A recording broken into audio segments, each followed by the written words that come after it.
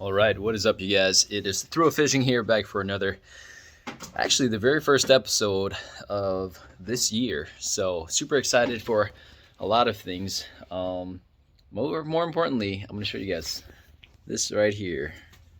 Ta-da! This is my new boat. I just got it literally like maybe a month and a half ago. It's a Starcraft Stealth 169, so 16 feet 9 inches. I'll give you guys a little tour here. This is seats, steering wheel. It is only a single console, which, you know, I originally wanted a dual console, but I think this is actually a lot better because there's just a lot more room in this area right here. And honestly, I could not have asked for a better boat. This is pretty much exactly what I wanted. So yeah, this is the layout of the boat. Obviously the bow up here, really spacious. I love that there is so much platform for me to come up and stand on. I did choose the fish and ski boat just because I didn't want a bass boat. The main thing about a bass boat is just the room right here, the leg room.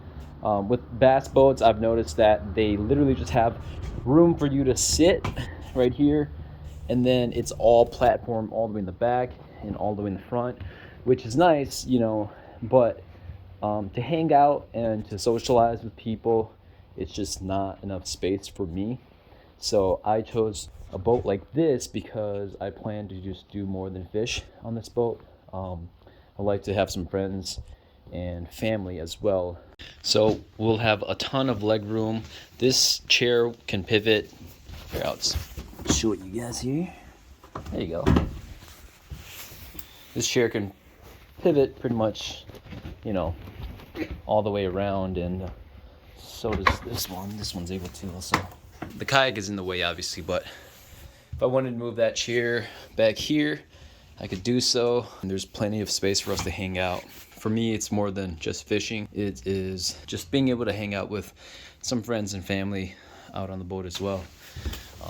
One thing I really like about this boat too, though, is that this area it has a nice carpeted platform, and it's not just this, I can't remember what they call this.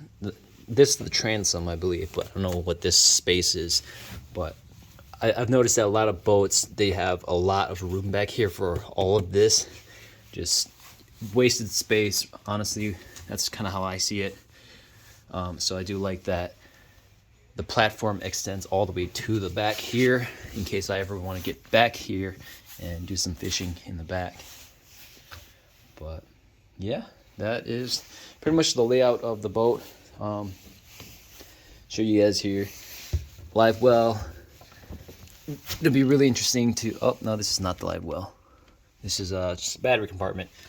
Other side of it. This is the battery compartment. I do want to show you guys something that I thought was kind of interesting. I've never really seen this before, and I'm not familiar with boats, but so my boat, I guess they wired everything so it has a really nice switch system.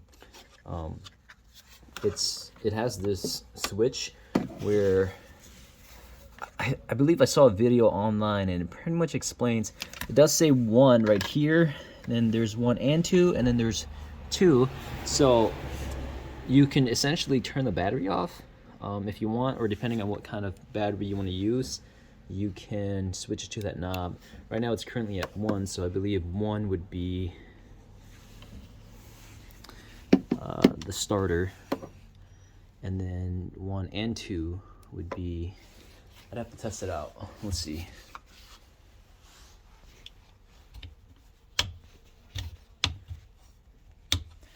Yeah, because I think I've had it on. I don't know if I had it on off the entire time. Oops. If I have to turn the battery off, I don't think it'll drain it though. So there's actually 4 spots. Sorry, you guys probably can't see, but I had it on 1 the entire time. And now that you can see that, it's facing down.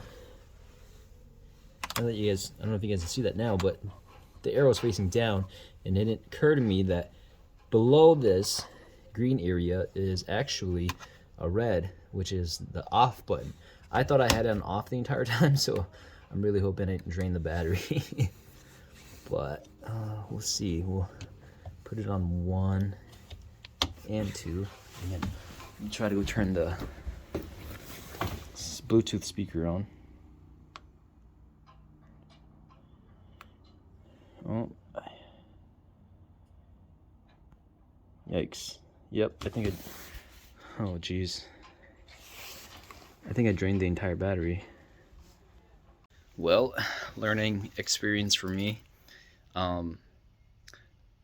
Yeah, I don't think I turned the battery switch off the entire time, so I think it was running? I don't know. I feel like that doesn't make sense. But one thing I learned just now is that before you hook your boat up, you should make sure that everything is running and charged. Because literally 5 minutes before I started making this video, I was just talking to my wife about whether or not we should take the boat out for the first time, because we finally had a decent day weather-wise here in Minnesota. And we decided not to, just because it's already like 6:30 and she has to work pretty early, so we decided against it. But had we done so, I would have happily hooked up the entire boat and everything without checking to see if it would start. So yeah, the lesson learned. Fortunately, I didn't have to learn the hard way. Unfortunately, I did have to learn the hard way that I think I drained my battery. But I did actually order Noco Genius Gen Pro 10.2. I don't know if you guys know what that is, but essentially it is a really cool battery charger that you can attach on board. I'll do a video later on once I get it, but long story short, it is an onboard battery charger. So you would just mount it to your boat, and then when you get back, you can just plug it in. So I'll do a video about that once it actually arrives and I set everything up, but still a lot that I have to do to the boat to get it ready. But I'm excited. I'm going to show you guys a little bit more. Alright, so once again, electrical box not really working, so that's unfortunate. This, I believe, is just rod storage. Yeah. This one, I have to figure out what I want to do to it, because it is just the hardest latch ever. Yeah. It is like so stuck in there. JBL speakers. So I did show you guys a little bit about that system. It is Bluetooth. Sounds really nice. I'm looking forward to getting that set up too. This right here is, I believe, some more rod storage. Pretty long. It won't fit my muskie rod, but we've tried all the other rods and it fits in there really nicely. And there's actually even more storage in here, I believe. I don't know what this is. I don't know if you guys can see that. There's just more storage in there. There's some wires going through. What I'm assuming leads to this trolling motor. This right here, I believe, is the live well, which is kind of an interesting spot. I've never seen the live well up by the bow, but pretty cool nonetheless. I mean, I don't mind it. I don't really plan to use it ever, but kind of cool to know that I have a live well there. Probably put some drinks and stuff in there. And then I do have this right here, which is just more storage, which is kind of dirty, but a lot of storage. And I do have these racks right here, sliding grooves. So you can put some stuff in here. Right now it currently has a bunch of rod holders that came with the boat.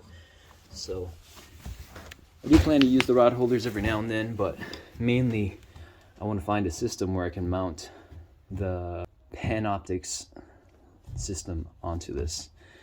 And I'll do a separate video on the Panoptics itself when I'm installing this bad boy, Garmin 93. I went to I went to Home Depot and kind of spent a solid hour trying to figure out what I wanted to do for the entire transducer mount. So I'll do that in a separate video, but just a little heads up or a sneak peek on what's to come for my boat.